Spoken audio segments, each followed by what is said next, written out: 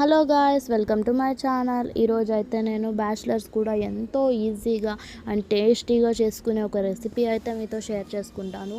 దానికోసం అని ముందుగా గిన్నెలో ఆయిల్ వేసేసుకొని అది కొంచెం హీట్ అయ్యాక జీలకర్ర ఆవాలు వేసేసుకొని అవి కొంచెం చిటపటలాడాక అందులో పచ్చిమిర్చి, ఉల్లిగడ్డ, కొంచెం కరివేపాకు కూడా వేసేసుకొని బాగా కలిపేసుకోవాలి.